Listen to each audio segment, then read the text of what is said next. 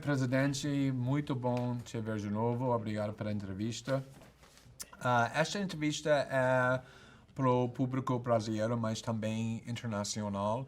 E todo mundo de fora do Brasil já sabe muito bem que você acredita que sua condenação é injusta. E vamos discutir isso muito daqui a pouco. Mas também muitas pessoas me perguntam sobre seu tratamento aqui na prisão. E você disse várias vezes que seu tratamento que você está recebendo das autoridades aqui na prisão é profissional e humanitário. Ainda está assim? Eu não sei o que é tratamento humanitário na prisão. Eu tô preso, tô numa solitária. A verdade é que é uma solitária, porque eu fico a maioria do tempo inteiro sozinho, eu recebo os meus advogados e só. E a família uma vez por semana. Eu não sei se isso é bom. O que me faz suportar tudo isso, sem ódio e com muita esperança, é que tem milhões e milhões e milhões e milhões de brasileiros que, mesmo em liberdade, vivem pior do que eu estou vivendo. Eu almoço, eu janto. Mas o Brasil é um país que você governou 8 anos, que tem muitos prisioneiros. Como pode comparar seu tratamento aqui, nesta prisão, para o tratamento para prisioneiros comuns, prisões comuns? O brasileiro ou a brasileira que mora numa palafita, ela não tem nenhuma cidadania.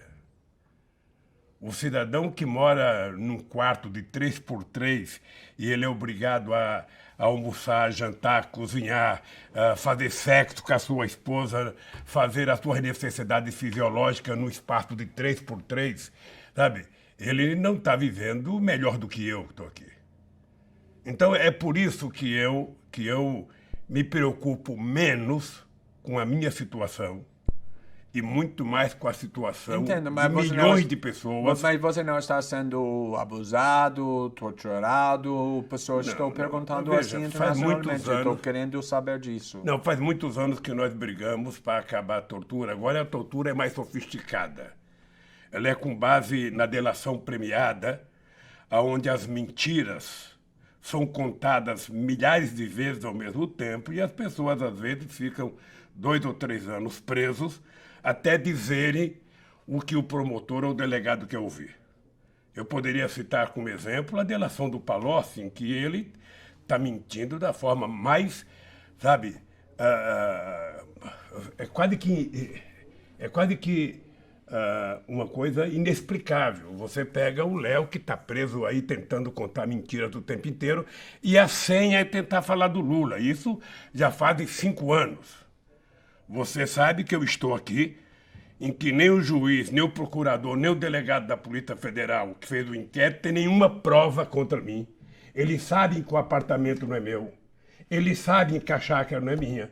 Mas eles contaram uma mentira. Estão maltratando pessoas. Sim, ainda hoje isso continua. está acontecendo para você? Essa é uma certa... Não, eu até brinco com meus advogados que eu gostaria de fazer uma delação. Fazer uma delação contra o Moro, uma delação contra o TRF4, fazer uma delação contra o delegado que fez o inquérito mentiroso, fazer uma delação contra o Dallagnol. Sabe, eu gostaria, mas ninguém aceita a minha delação. Tá. Vamos ver se você consegue publicar uma parte da minha delação aqui. Daqui a pouco. Porque há uma coisa, Glenn, há uma coisa que é preciso ficar claro.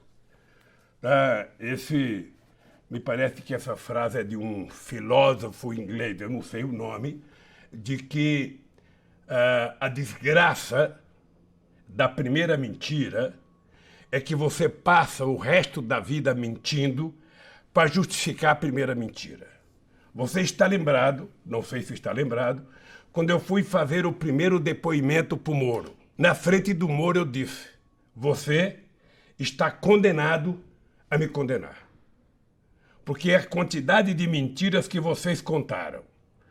Sabe, num acordo feito entre a Lava Jato e a imprensa brasileira, porque a Lava Jato não seria o que é se não fosse a cobertura da imprensa, um conluio entre os meios de comunicação televisado, rádio e jornais, em que você tinha praticamente editores em cada jornal para receber as matérias em primeira mão antes dos advogados. Antes dos advogados de defesa receber qualquer notícia, a imprensa recebia.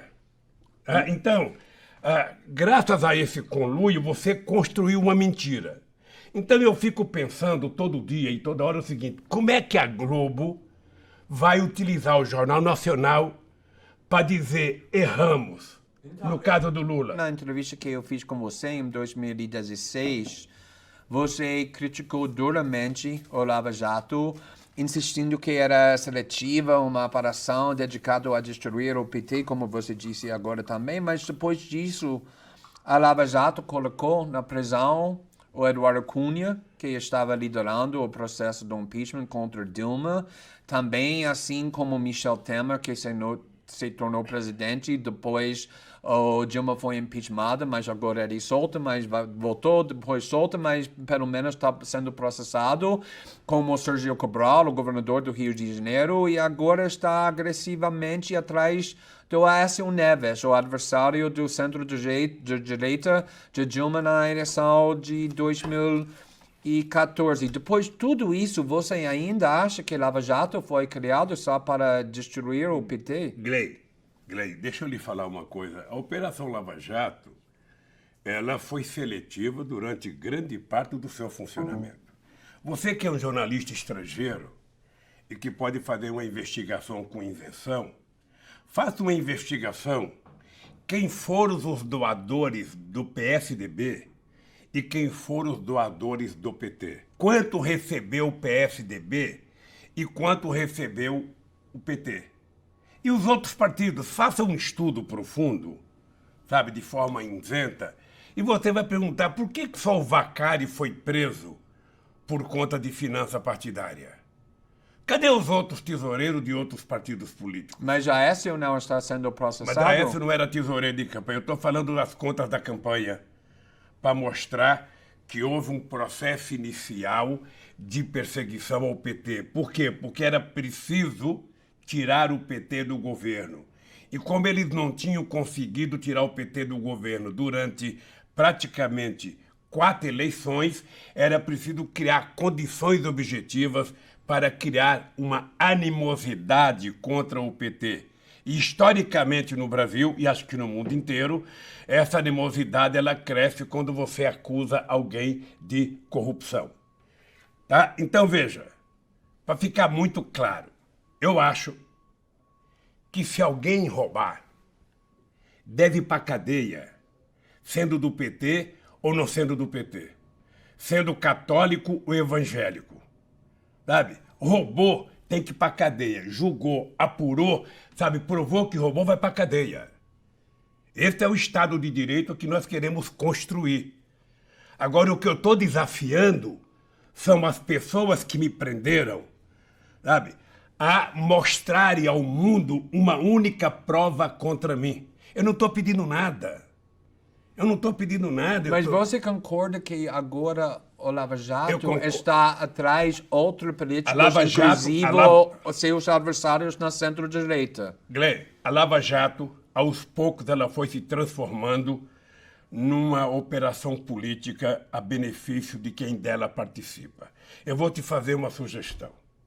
Uma denúncia que você pode ajudar a investigar. Não faz muito tempo, nós fomos sabedores de notícias de que houve acordo feito no Departamento de Justiça nos Estados Unidos, em que o Dallagnol estava pegando para o Ministério Público, para a Operação Lava Jato, 2 bilhões e meio de reais. Dos Estados Unidos. Dos Estados Unidos.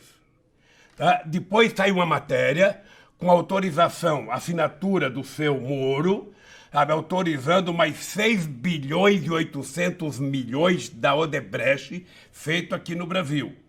E nós sabemos que tem acordos de dinheiro para a Lava Jato em várias outras empresas que agora eles não estão permitindo que se tenha acesso aos números. O PT, inclusive, está reivindicando junto à presidência da Câmara, para reivindicar junto à Caixa Econômica Federal, para que a gente possa saber quem é que fez acordo com a Lava Jato. Tá bom. Ora, na verdade, quando alguém faz um acordo desse e quer pegar 2 bilhões e meio de reais, ou 13 bilhões de reais, ou 6 bilhões de reais, essa pessoa está construindo uma máquina política, está formando uma quadrilha. Tá bom, quero te prometer que estamos já trabalhando com essas questões, investigando... Mas deixa, Gleison, Não, só para não parar pela metade, Pode só concluir. dizer o seguinte, olha, Tá. olha, tudo que eu quero é que seja julgado o mérito do meu processo. Eu não quero nada mais do que isso. Eu queria que em algum momento os juízes se preocupassem em ter leitura das provas, tanto de defesa quanto de acusação. Você sabia que eu tive 73 testemunhas e que o Dallagnol não compareceu em nenhuma audiência?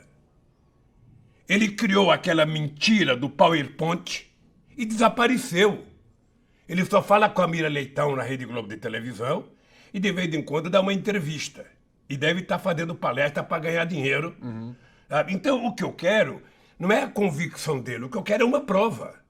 Ora, se ele provar que eu tenho o que ele acha que tem, ora, não custa nada, eu estou desmoralizado perante a opinião pública. Não podemos resolver isso agora. Você tem suas acusações, quando- mas é uma Quando questão o PT das denunciou, provas. só para você saber, quando o PT denunciou o fundo do Dallagnol, o Dallagnol foi na Caixa Econômica e assinou um documento, sabe, para ser assenhorado o fundo.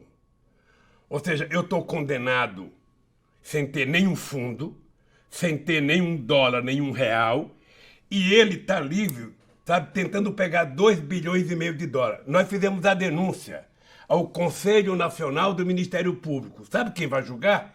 O Conselho. O Conselho tem quem? 8 membros do Ministério Público. Então o resultado, qual vai ser? Qual é a dúvida? Durante a eleição de 2018, nós passamos um ano tentando te entrevistar, assim como outros jornalistas, mas nenhum jornalista foi autorizado a te entrevistar, apesar do fato que os presos mais violentos do país, inclusive nem o chefe do traficante do Rio de Janeiro, foram entrevistados na prisão. Mas agora que a eleição terminou e Bolsonaro ganhou, de repente o judiciário está permitindo alguns jornalistas, o Folha, o País, o Kennedy Alencar para a BBC, nós permitido te entrevistar. Como você explica isso? Grey, eu tenho clareza de que tudo o que aconteceu neste país, em função da Lava Jato, foi para impedir que o Lula fosse candidato a presidente da República. Hoje eu tenho muita clareza. Da mesma forma que eu tenho clareza que o Departamento de Justiça dos Estados Unidos está por detrás disso. Da mesma forma Tem evidência para isso? Hein? Tem evidência? Tem Eu provas? tenho só convicção. É por tudo. Da mesma forma que eu tenho, sabe, hoje, muita certeza de que o pré-sal está, sabe, envolvido em tudo que aconteceu comigo e com a Dilma. Ou seja, o golpe, a minha prisão, as denúncias. Veja, porque a Lava Jato ela poderia ter tido um papel importante punindo o empresário se é que ele roubou, mas permitindo que a empresa continuasse a gerar empregos, a pagar salário. Que a Petrobras não fosse quebrada, não fosse vendida, não fosse repartida como eles estão fazendo. Então, hoje eu tenho clareza que a liberação de eu dar entrevista, primeiro eu agradeço a vocês que reivindicaram na justiça. Era para mim ter dado entrevistas antes da eleição. Mas nós pedimos muito tempo Eu sei. antes E eu da sou- eleição. E eu sou agradecido porque vocês pediram, mas foi negado. Primeiro o ministro Lewandowski permitiu e depois foi vetado pelo presidente, acho que o Toffoli, acho que vetou. Eu sabia que estava sendo jogado um jogo. E eu sabia que o jogo era evitar que o Lula pudesse disputar as eleições. Por quê? Porque era tudo que a elite brasileira não queria, era que o Lula voltasse a ser presidente da República. Por quê? Se eles ganharam muito dinheiro no meu governo, se eles ficaram mais ricos no meu governo. Mas não era verdade que, por exemplo, o lucro dos bancos explodiu durante sua presidência? Eu não sei se explodiu, mas cresceu bem. Cresceu muito, não? Mas a verdade é que as pessoas mais pobres subiram um degrau Também. na escala social. E na medida que os mais pobres começaram a entrar em universidade, na medida que começaram a frequentar teatro, na medida que começaram a frequentar restaurante, na medida que começaram a frequentar aeroporto, isso começou a incomodar uma parte da elite brasileira. Mas, presidente, a situação da classe mais rica melhorou bastante também durante seu governo. Então, por que você acredita que essa classe que melhorou muito, que recebeu muito lucros durante seu governo, é contra seu voto? É que não é só uma questão econômica, é uma questão cultural. É importante lembrar que esse país faz pouco mais de 100 anos que acabou com a escravidão na lei, mas a escravidão continua na cabeça das pessoas. É por isso que quem é vitimado, sabe, pela polícia são os negros mais pobres. É por isso que os negros ganham metade do branco, é por isso que a mulher negra ganha menos que a mulher branca, é por isso que é o negro que tem menos escolaridade. Por quê?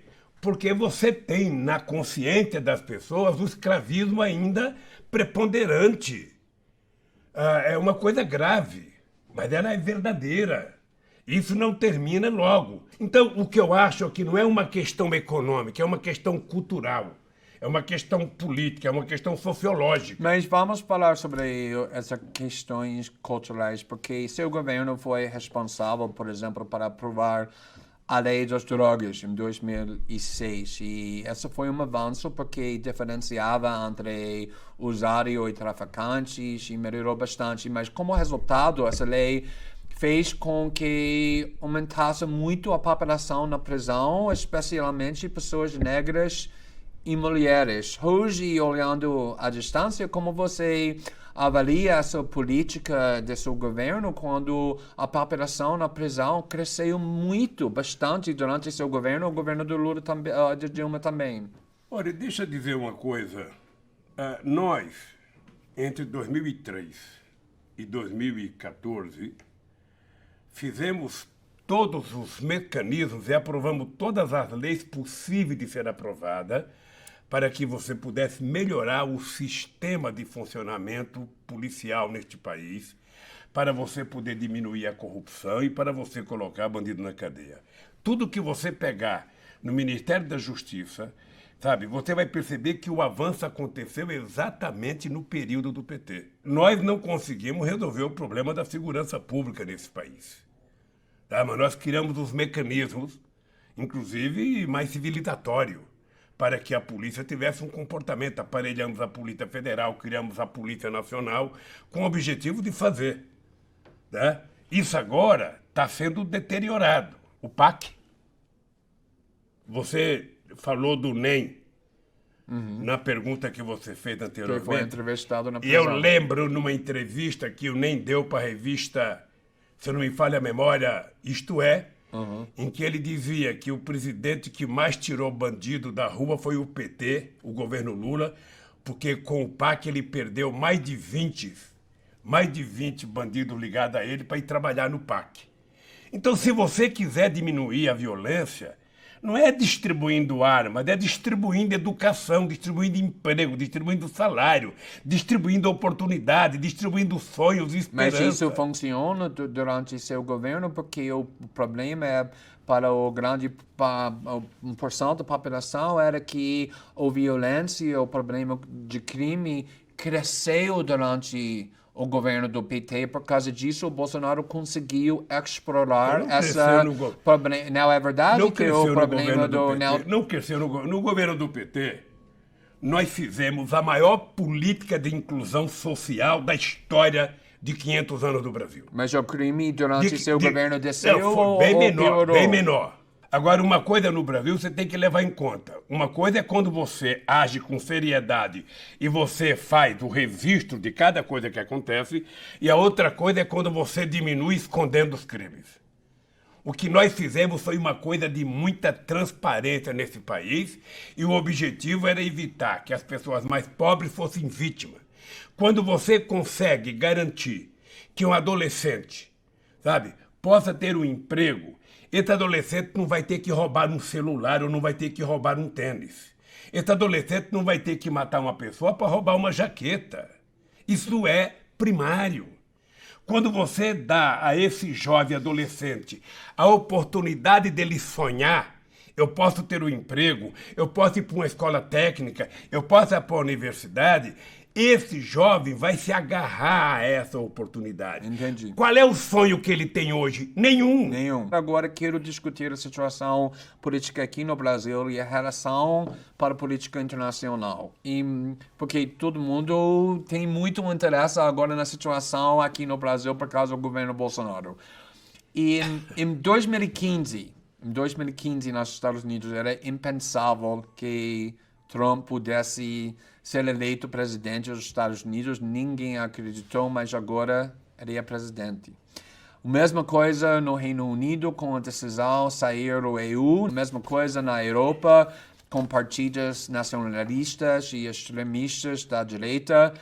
Um ano atrás, aqui no Brasil, ninguém acreditava, era impensável que Bolsonaro fosse eleito presidente do Brasil, mas agora ele é. Eu sei que você acredita que a vitória do Bolsonaro foi por causa de coisas únicas ao Brasil, como os ataques da mídia ao PT, e vamos discutir isso daqui um pouco, mas para agora você vê a eleição do Bolsonaro também como parte desse padrão no mundo democrático de partidos extremistas de direita vencendo e derrotando os partidos da centro-esquerda? Olha, no processo democrático no mundo inteiro, a rotação e a alternância de poder é uma coisa normal. Isso vale para os Estados Unidos, vale para a Alemanha, vale para o Brasil, vale. Uma eleição ganha a direita, outra eleição ganha a esquerda, uma outra eleição ganha... Mas a direita está ganhando muito, agora, muito países. Veja, nós tivemos um período muito extraordinário na América Latina. Um período de mais crescimento, de mais distribuição de renda, de mais inclusão social na América Latina, aconteceu de 2000 a 2014. Com a eleição de Kirchner, Lagos, Cristina, Kirchner, Lula, Evo Morales, Chaves, Rafael Correa, foi um momento de ouro da América Latina. Agora você está vivendo um momento da extrema-direita que estão fracassando de forma absurda. O Macri é um desastre na Argentina e ele era a solução. Tem um livro... Por que isso está acontecendo? Tem um livro do Mia Couto, que é um grande escritor moçambicano, que tem uma frase que é o seguinte: em tempo de terror, escolhemos monstros para nos proteger. Ora, quando você cria o ódio na sociedade, quando você cria a antipolítica, quando você tira a esperança de qualquer pessoa, sabe, nas instituições existentes, ou seja, qualquer coisa vale. Qualquer coisa vale. Eu sei que os americanos não acreditavam que o Trump tivesse a menor chance. E por que o Trump ganhou as eleições? Não foi por causa do Putin, como eles tentam falar. É por causa da mentira do fake news, como aqui no Brasil. Só por causa disso? Não, só por causa disso, por causa do desemprego, por causa da desesperança e por causa do discurso, sabe, do Estado Nacional forte, que é sempre uma coisa importante. Né? Ou seja, quando o Reagan e Margaret Thatcher criaram a chamada globalização, na moda dos anos 80, era você falar que moderno era você ser globalizado, abrir a economia para todo mundo, deixar o capital transitar à vontade, embora o povo não pudesse transitar. Agora, que a globalização começou a criar problemas para os países desenvolvidos, sobretudo para os Estados Unidos, o Trump encontrou um discurso fácil de falar.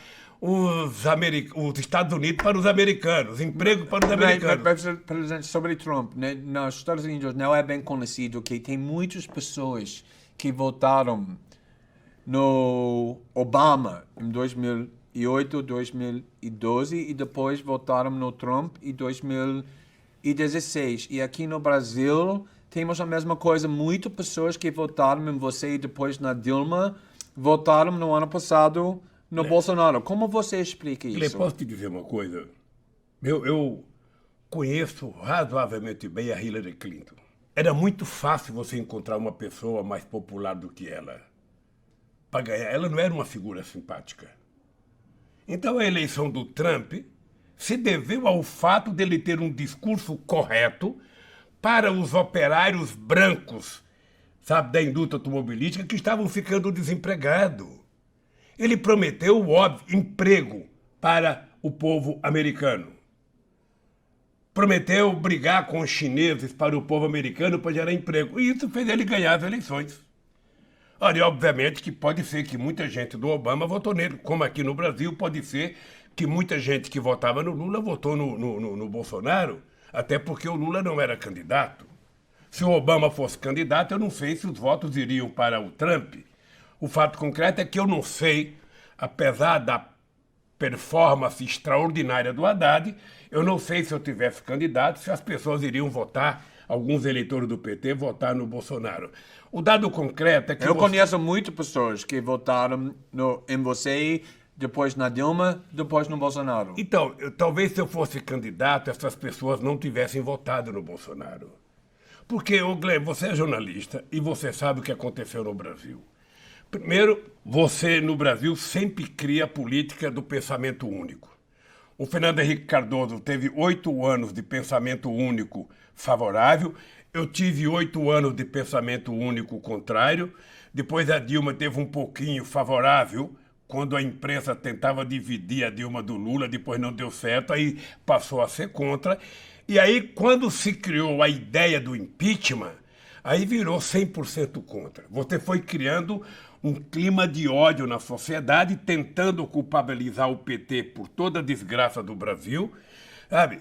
E quando chega as eleições, não tinha nenhum candidato de direita, eu diria direita normal, porque o Bolsonaro, você poderia hoje comparar ele ao Nero, quando tocou fogo em Roma. O Bolsonaro já está há quase 5 meses no governo e você não ouviu a palavra ainda crescimento, desenvolvimento, investimento, geração de emprego, distribuição de renda. Essa palavra saiu do dicionário.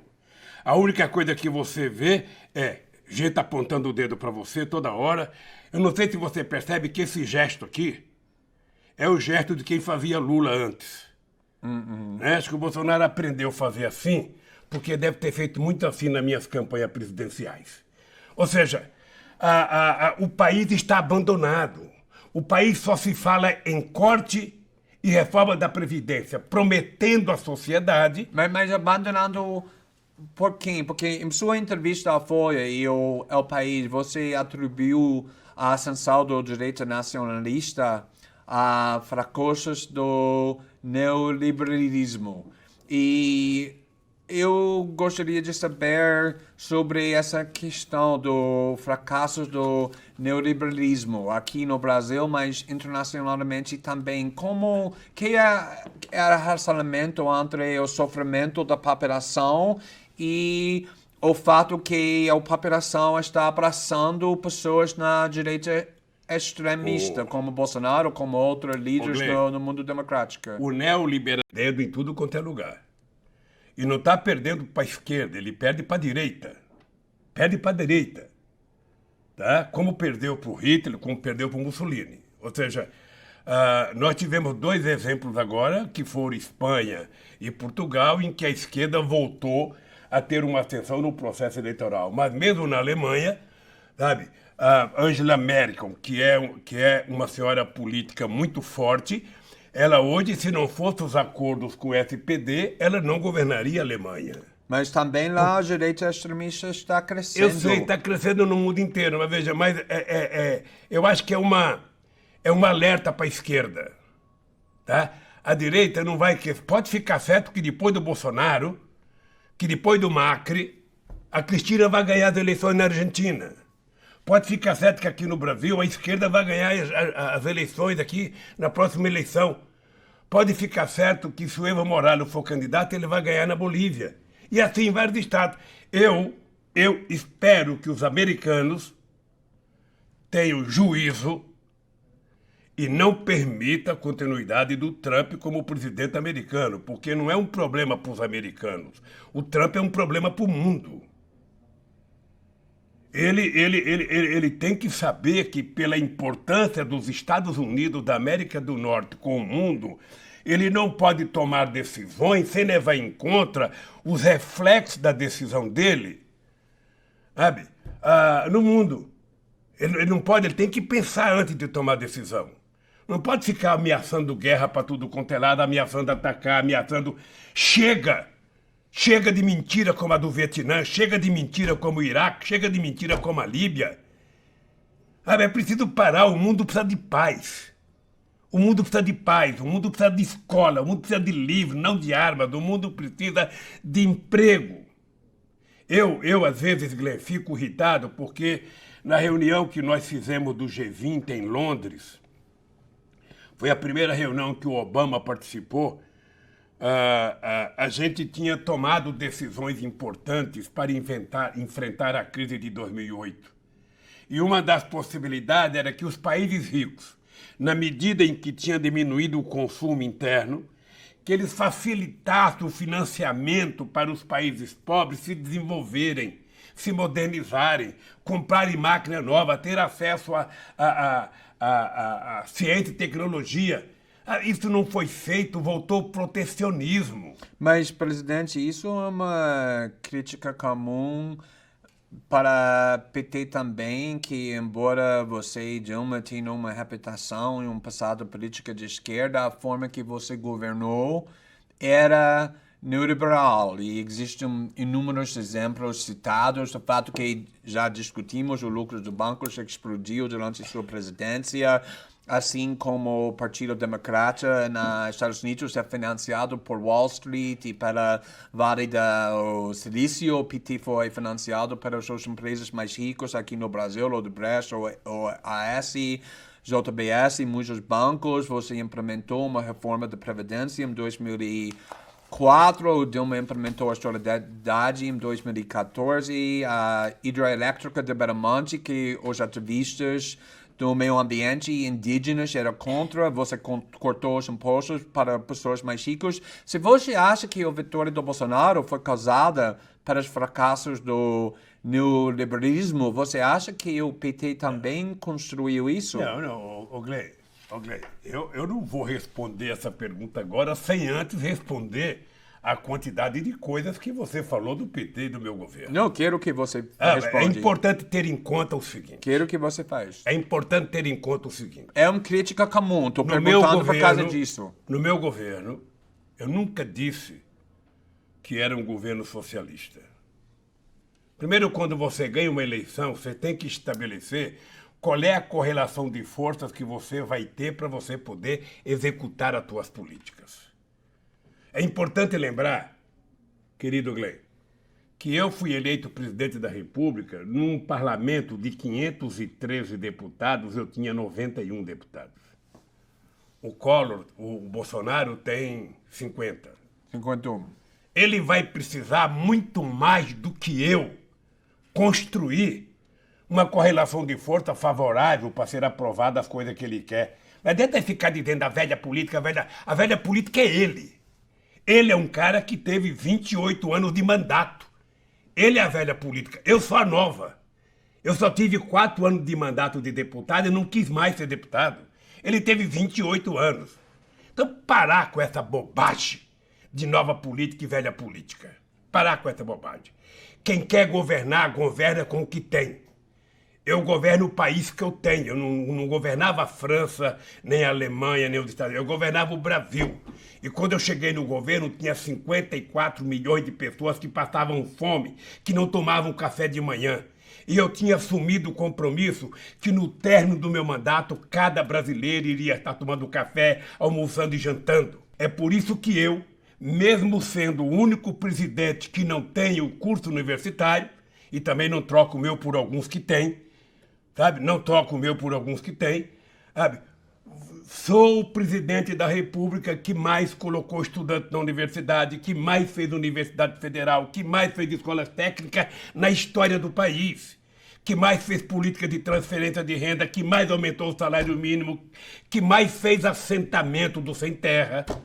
Mas como Por pode quê? explicar o sofrimento da população que trouxe Bolsonaro na presidência Por que eu fiz isso? depois de 14 anos do PT? Por que eu fiz isso, querido? Por que eu fiz tudo isso? Sabe, que eu acabei de dizer? Porque eu entendo que se alguém quiser resolver os problemas do Brasil, alguém tem que utilizar a palavra povo. Alguém tem que olhar para as pessoas e enxergar um ser humano. As pessoas não podem enxergar um número. As pessoas não podem enxergar uma dívida. Você quer diminuir a dívida pública do Brasil? Faça a economia crescer. Você quer diminuir o déficit da Previdência? Gere empregos.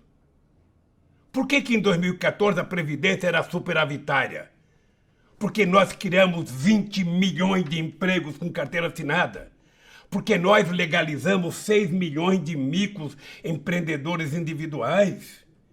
Coloque a economia para funcionar. Só fala em corte.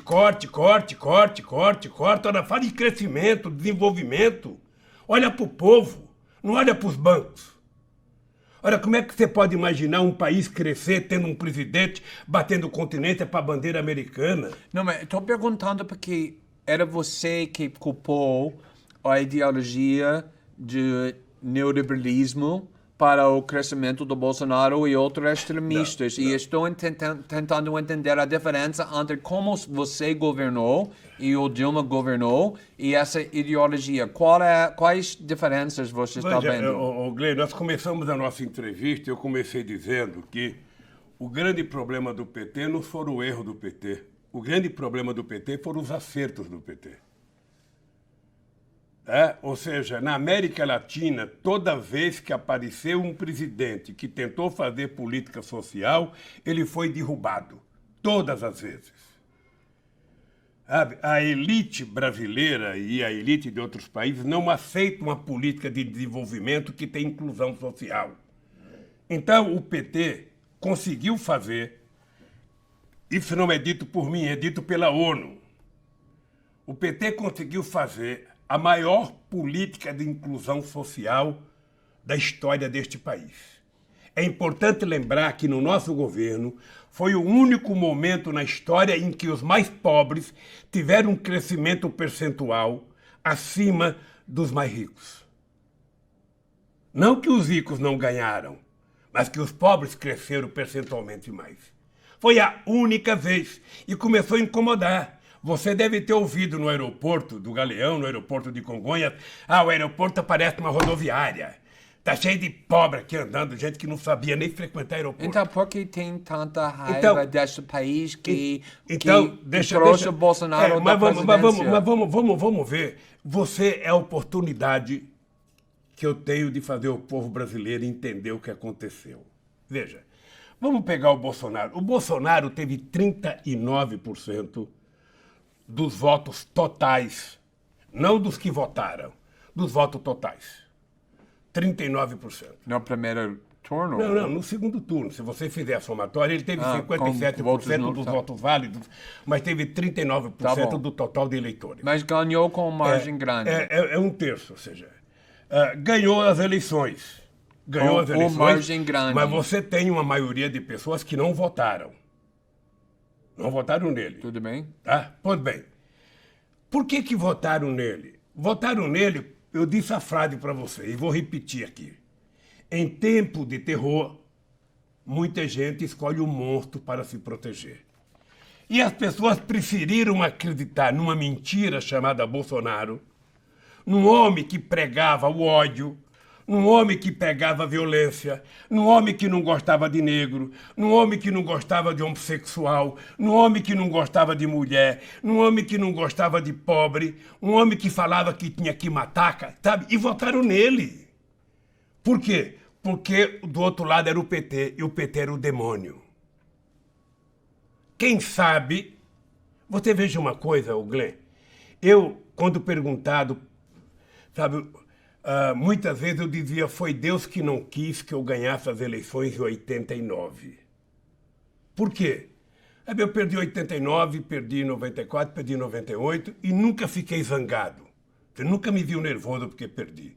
Eu ia para casa me preparar para outra. Então, o ódio começou com a vitória da Dilma em 2014, não. Começou com as manifestações de 2013 e foi consolidado com a derrota do Aécio, que começou a pregar a queda da Dilma, o ódio.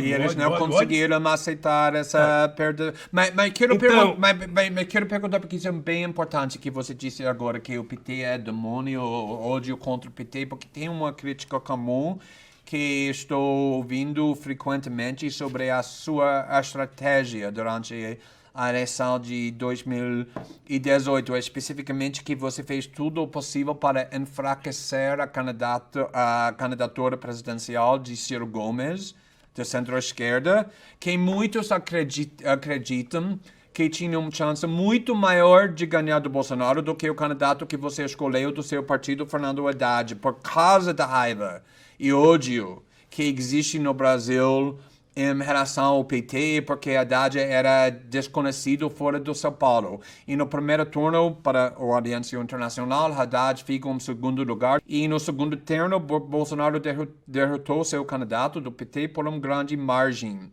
E esses críticos falam que você preferia perder para Bolsonaro, mas manter o controle da esquerda com o PT, do que ter uma melhor chance de derrotar Bolsonaro, se isso significasse deixar um outro partido do Ciro representa a esquerda. Essa crítica não é válida. Você acredita nisso? Eu estou perguntando se você acha. Se você acredita. Sabe por quê?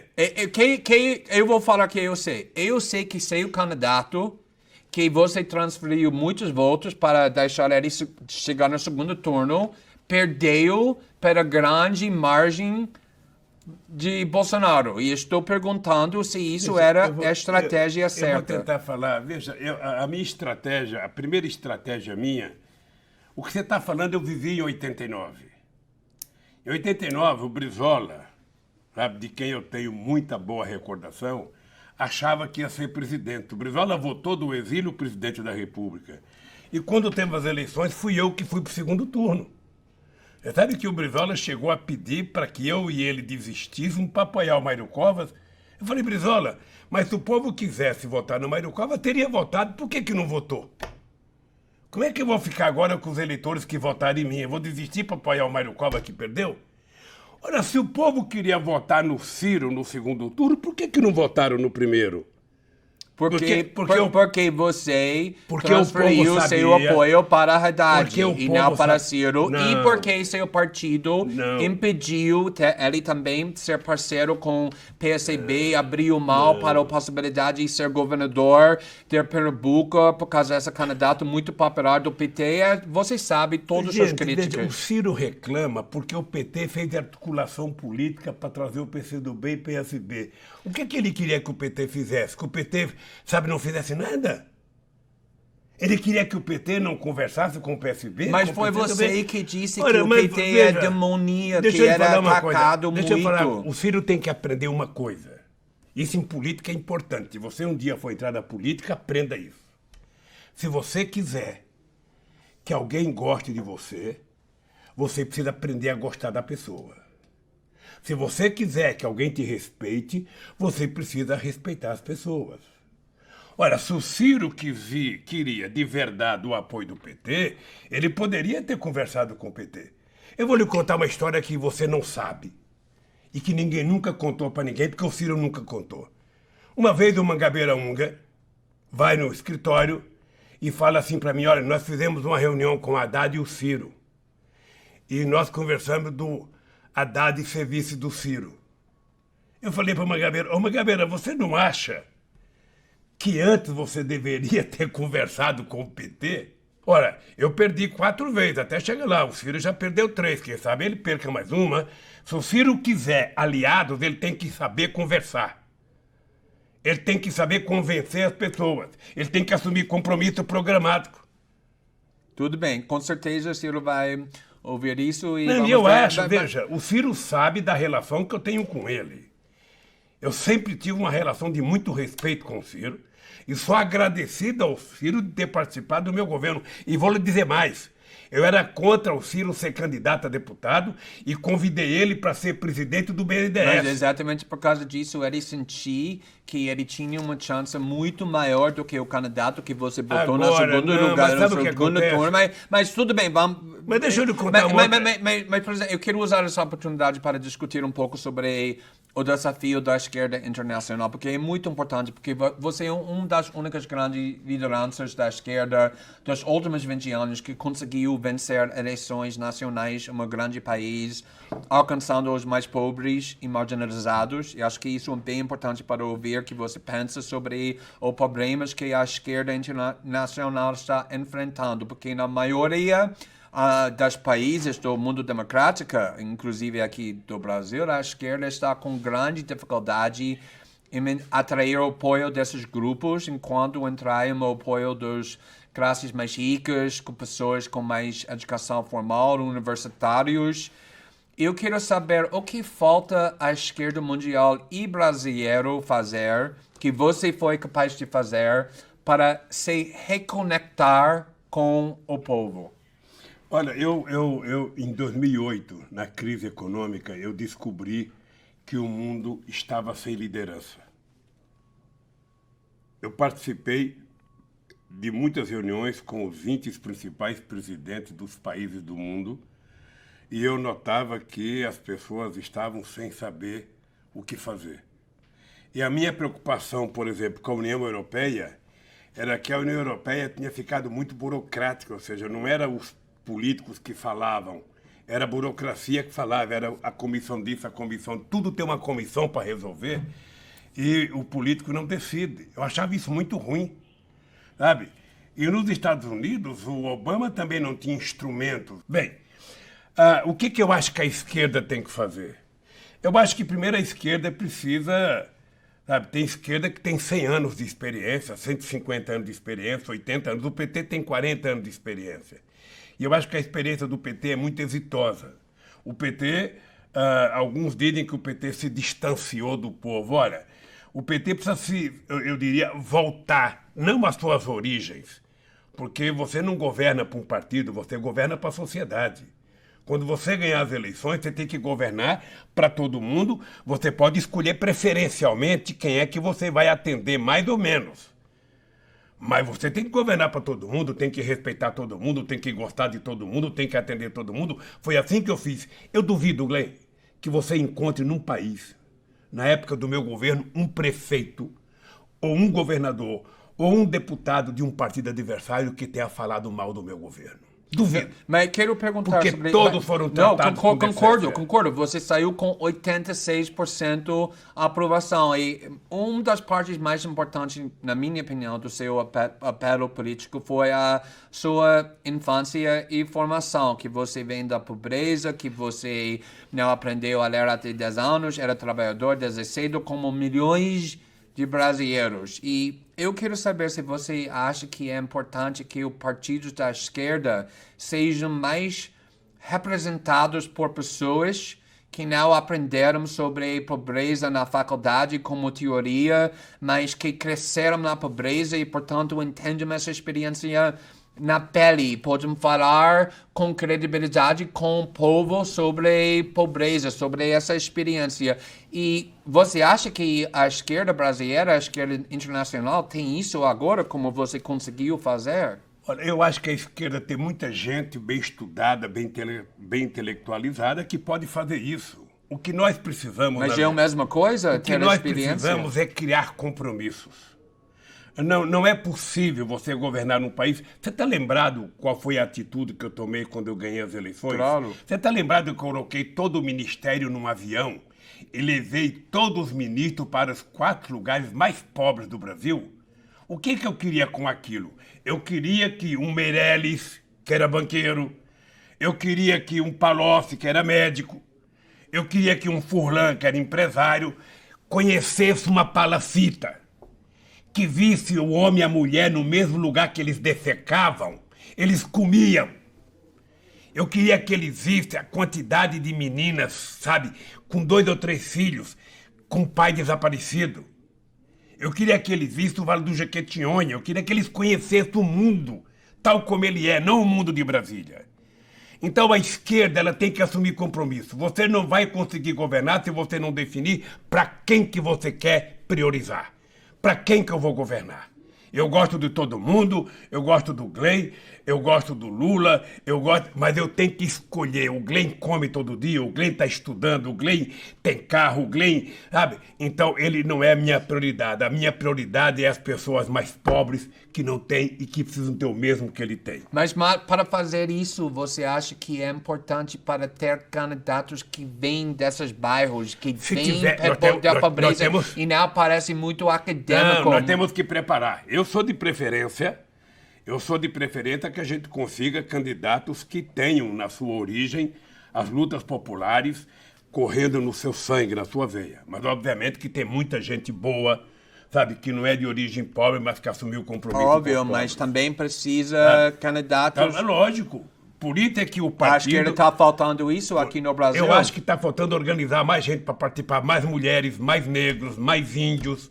Tá bom, tenho 5 minutos, preciso te perguntar sobre... Eu vim te avisar, você vai perguntar da Venezuela, não? Mas preciso te perguntar sobre isso, todo mundo vai me matar, porque uma das maiores preocupações internacionais sobre a situação aqui no Brasil é a Amazônia, devido à importância que isso representa para a capacidade do ser humano de proteger o planeta de desastres climáticos catastróficos. Você acredita que a Amazônia está em perigo por causa do governo Bolsonaro? Acho. Como? Acho, veja, porque eles não têm limite. Como eles só sabem destruir, para ele a biodiversidade e o ecossistema dos biomas brasileiros vale muito pouco. O que eles querem é destruir, sabe? E eu me preocupo porque a sustentabilidade e a defesa da Amazônia está dentro de uma política de soberania nacional. O Brasil tem, sabe, quase 16 mil quilômetros de fronteira seca com 10 países. O Brasil tem quase 8 mil quilômetros de fronteira marítima. O pré-sal fica a 200 milhas de distância das nossas praias e, portanto, está quase em águas estrangeiras e nós precisamos proteger. O Brasil tem 12% da água doce do mundo. O Brasil precisa, então, colocar, sabe, as nossas fronteiras, o nosso povo, a nossa floresta, a nossa fauna, a nossa biodiversidade, como se fosse um patrimônio da humanidade, mas subordinado à administração e aos interesses do Brasil. Né? Colocar a questão da ciência e tecnologia, a indústria de fármacos pode ter na Amazônia uma fonte extraordinária de produção de soluções para N doenças no mundo. Então, o Brasil precisa tomar cuidado. Eu tenho orgulho, porque eu participei da COP15 em Copenhague, quando nós assumimos compromisso, depois a Dilma assumiu o compromisso em Paris. Ou seja, eu tenho... Mas você foi criticado também o Marina Silva, cuja causa era meio ambiente do seu governo, um protesto. E agora todos nós somos mais conscientes sobre o perigo que nosso planeta enfrenta. Então, tem coisas que você teria feito diferente sabendo disso? Glenn, você sabe que eu descobri alguns valores da minha mãe quando ela morreu. Eu não sabia que eu gostava tanto dela. O fato da Marina ter feito uma crítica... A Marina foi ministra do meio ambiente. E desde o seu governo. Ela foi ministra durante 5 anos. Ela não pode reclamar. Ela foi ministra. Não era eu que induzia ela. Era ela que me induzia a colocar em prática as políticas, sabe, de ambientalistas, ou seja, obviamente que nós não fizemos tudo, mas eu duvido que alguém tenha feito tanto que nós fizemos. Tá bom, com permissão com a polícia, que eu tenho mais um minuto e tenho mais uma pergunta. Ele te dá uma colher de chá, você não vai perguntar da Venezuela, pô. Não, já discutiu isso, eu acho que com Kennedy, mas eu quero, na realidade, perguntar sobre o juiz Moro, porque ele é o juiz que te condenou e te botou nesta prisão onde estamos, que se tornou inelegível para concorrer ao presidente. E foi depois tudo isso escolhido por Bolsonaro para ser ministro de Justiça, uma escolha que muitos consideram suspeita, sem não corrupta, ainda que a sentença de condenação tenha sido confirmado num tribunal superior. Esta semana tivemos uma nova revelação que Bolsonaro disse que prometeu a Moro a primeira vaga no STF. Como você vê essa nova revelação em relação do papel de Moro em seu processo criminal e o fato que você está aqui na prisão? Tem mais uma revelação de ontem que você não deve saber. A ministra que me condenou no segundo processo, ela disse num debate ontem em Curitiba que ela copiou a sentença da minha condenação da sentença do Moro. Ou seja, deixa eu dizer uma coisa para você, olhando para você com muita seriedade e responsabilidade. O Moro é mentiroso. O Moro é um subproduto da Rede Globo de televisão e dos meios de comunicação. Ele, como ninguém, planejou com o Estadão. Ele visitou todos os meios de comunicação antes de começar a Operação Lava Jato. E ele tinha dito, num artigo que ele escreveu, sabe, que o sucesso de qualquer operação dependia da imprensa. Um juiz que depende da imprensa para condenar não é juiz. Um juiz, para condenar, ele tem que condenar em função dos autos do processo, em função das provas, contra ou a favor que ele tenha. Então, eu vou dizer para você aqui em bom som, ele é mentiroso, Dallagnol é mentiroso, o delegado que fez o inquérito meu do apartamento é mentiroso, e o TRF4 mentiu a meu respeito. Não pensa que eu estou dizendo isso com prazer, não, porque eu sei quais são as consequências para mim. E para mim, tudo que eu desejo é que o Moro faça um discurso todo dia. Quanto mais ele falar, mas ele vai se comprometer. Ele não nasceu para fazer algo além de ler o Código Penal. Então, você sabe que eu tenho um compromisso de vida. É de provar que essa gente mentiu a meu respeito. Tá bom. Eu estou preso aqui há 1 ano e 2 meses, sabe? Tô muito... Todo dia eu faço um exercício para me controlar, para não ficar com raiva. Estou vendo o Brasil sendo destruído, estou vendo a soberania nacional, estou vendo os militares se entregarem, sabe? A críticas estapafúrdias, ou seja... sabe, é um negócio assim que eu não consigo imaginar aonde nós chegamos. Esse país, em 2008, tinha um compromisso de ser a 5ª economia do mundo. Esse país virou coqueluche no mundo. Esse país é o país responsável de fortalecer o Mercosul, criar o Unasul, criar a CELAC, criar os BRICS, criar o IBAS, fazer reunião entre o mundo árabe e América do Sul, fazer reunião entre o mundo árabe, entre África do Sul e América Latina, entre o país africano e América Latina. Nosso tempo está acabando, então... Deixa eu lhe falar uma coisa, querido. Deixa eu lhe falar uma coisa. Sabe, esse país está jogando fora tudo que foi construído e agora está jogando fora o sonho com esse corte nas universidades. Não é possível que esses ignorantes, alguns com diploma universitário, não saibam que não tem nenhum investimento mais promissor para o futuro de um país do que escola, do que educação. E foi isso que nós fizemos, é isso que eles estão destruindo. Então o povo só tem um jeito, é reagir. Ele não foi eleito para destruir o Brasil. Ele não foi eleito. Aliás, ele não participou de nenhum debate, ele não tem programa, ele não tem nada. Ele não tem nada. Tá bom, presidente, precisamos Então, concluir. você não vai então, ser preso. eu quero te agradecer. Você não vai ser preso, não. Eu é que posso ficar mais um pouco aqui. Você vai ser solto daqui, pode ficar tranquilo. Tudo bem. Eu só quero que você saiba o seguinte, ó. E vou fechar uma pergunta que você não fez, eu vou dizer. Acho que não é correto o tratamento que estão dando à Venezuela. A Venezuela, ela tem que ter soberania, tem que ter autodeterminação, e a Venezuela é um problema do povo da Venezuela e não um problema dos Estados Unidos. Trump cuide dos Estados Unidos e deixe de se meter onde não é chamado. Presidente, muito obrigado pela entrevista de novo, mais uma vez. Obrigado a você.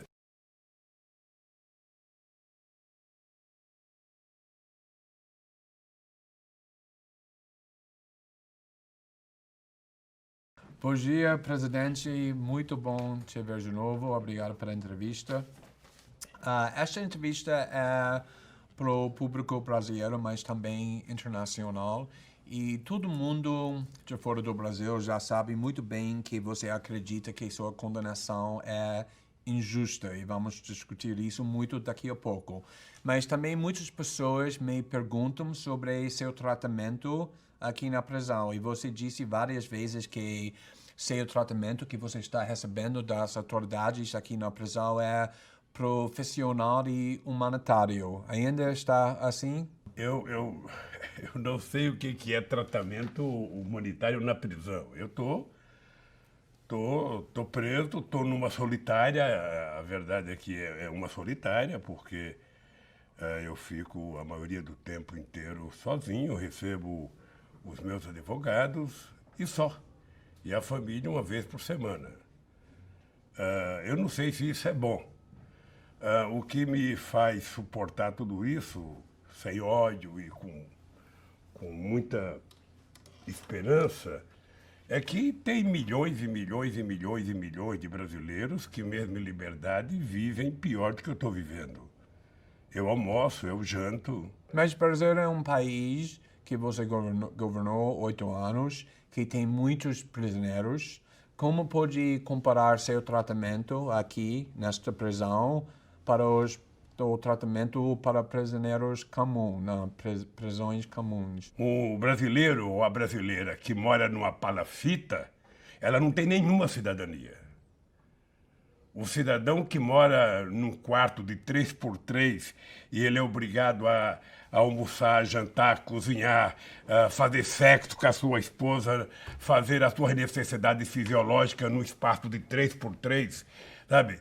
Ele não está vivendo melhor do que eu estou aqui. Então é por isso que eu me preocupo menos com a minha situação e muito mais com a situação de milhões de pessoas. Mas você não está sendo abusado, torturado? Pessoas estão perguntando veja, assim faz internacionalmente. muitos Eu estou anos- querendo saber disso. Não, faz muitos anos que nós brigamos para acabar a tortura. Agora a tortura é mais sofisticada. Ela é com base na delação premiada, onde as mentiras são contadas milhares de vezes ao mesmo tempo e as pessoas, às vezes, ficam 2 ou 3 anos presos até dizerem o que o promotor ou o delegado quer ouvir. Eu poderia citar como exemplo a delação do Palocci, em que ele está mentindo da forma mais, sabe, é quase que uma coisa inexplicável. Você pega o Léo, que está preso aí tentando contar mentiras o tempo inteiro, e a senha é tentar falar do Lula. Isso já faz 5 anos. Você sabe que eu estou aqui, em que nem o juiz, nem o procurador, nem o delegado da Polícia Federal que fez o inquérito tem nenhuma prova contra mim. Eles sabem que o apartamento não é meu. Eles sabem que a chácara não é minha. Mas eles contaram uma mentira. Está maltratando pessoas. Sim, outras pessoas. ainda hoje Isso continua. está acontecendo para você? Essa é uma certa... Não, eu até brinco com meus advogados que eu gostaria de fazer uma delação. Fazer uma delação contra o Moro, uma delação contra o TRF4, fazer uma delação contra o delegado que fez o inquérito mentiroso, fazer uma delação contra o Dallagnol. Sabe? Eu gostaria, mas ninguém aceita a minha delação. Tá Vamos bom. ver se você consegue publicar uma parte Vamos da discutir isso minha delação aqui. daqui a pouco. Porque há uma coisa, Fala. Glenn, há uma coisa que é preciso ficar claro. Esse me parece que essa frase é de um filósofo inglês, eu não sei o nome, de que a desgraça da primeira mentira é que você passa o resto da vida mentindo para justificar a primeira mentira. Você está lembrado, não sei se está lembrado, quando eu fui fazer o primeiro depoimento para o Moro. Na frente do Moro eu disse, você está condenado a me condenar. Porque é a quantidade de mentiras que vocês contaram. Sabe, num acordo feito entre a Lava Jato e a imprensa brasileira, porque a Lava Jato não seria o que é se não fosse a cobertura da imprensa, um conluio entre os meios de comunicação televisado, rádio e jornais, em que você tinha praticamente editores em cada jornal para receber as matérias em primeira mão antes dos advogados. Antes dos advogados de defesa receber qualquer notícia, a imprensa recebia. Então, graças a esse conluio, você construiu uma mentira. Então eu fico pensando todo dia e toda hora o seguinte, como é que a Globo vai utilizar o Jornal Nacional para dizer erramos, no caso do Lula? Na entrevista que eu fiz com você em 2016, você criticou duramente o Lava Jato, insistindo que era seletiva, uma operação dedicada a destruir o PT, como você